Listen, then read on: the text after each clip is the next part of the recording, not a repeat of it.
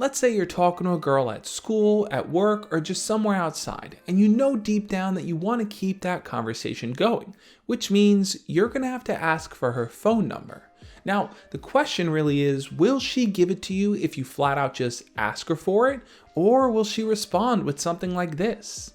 Sorry, I don't have a phone. Oh, yeah, that makes sense. It's the 21st century and all, and I just saw you over there on Instagram, but yeah, you don't have one. Rude? The fear you're feeling is simply built around your lack of confidence and believing that you're going to get a yes answer from her and that you actually have anything of substance to share. So, putting that self-doubt aside, I want you to realize that having a creative way to ask for her number is going to make you feel more confident in doing so. So, in this video, I'm going to walk you through 5 creative ways that you can ask her for her number that's going to reflect your deeper inner confidence and charm.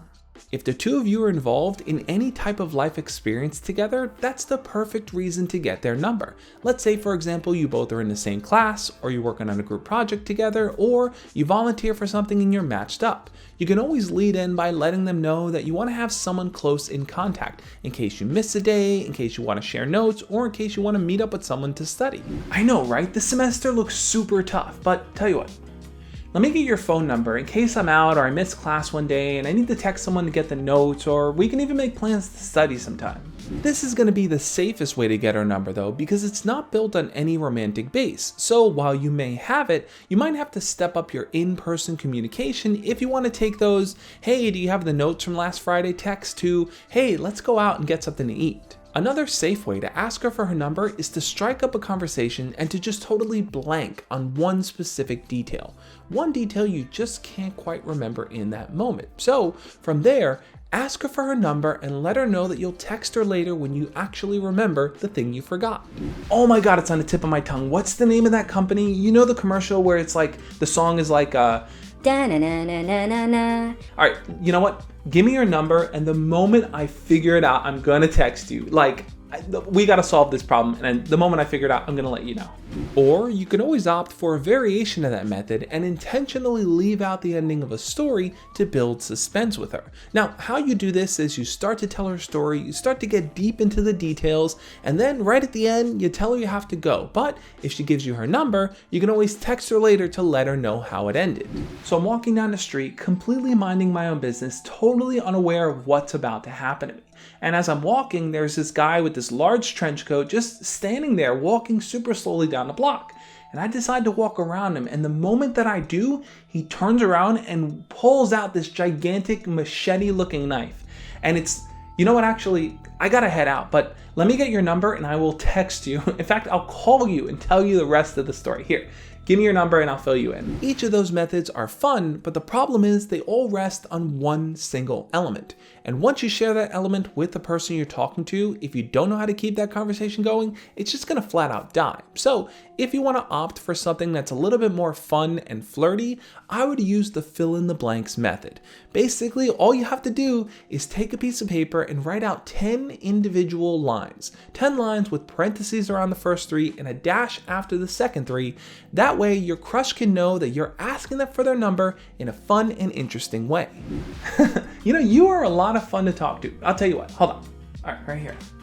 All you gotta do is fill in the blanks.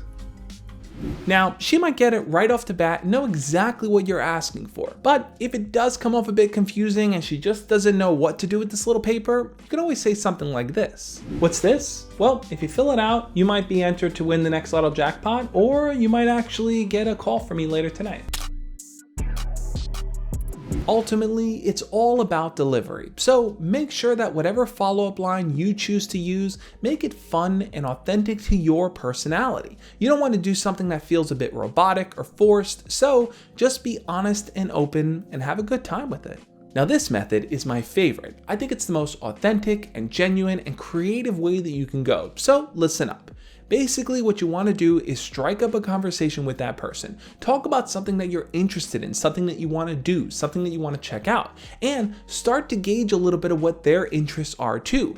If you stumble on something that both of you might be excited to do, the next logical step is to ask for their number and to invite them in doing that thing. It might sound pretty simple, but trust me, it works. It's the most logical step for you to take here. Both of you guys are super interested in doing that activity, and it gives you the opportunity to keep that conversation going by asking them more details about why they like that thing, when they started to like it, and what other hobbies and interests they have. It's the best way to really get to know that person and to create a system where you can keep texting them, keep talking, and keep seeing what you guys have in common. No.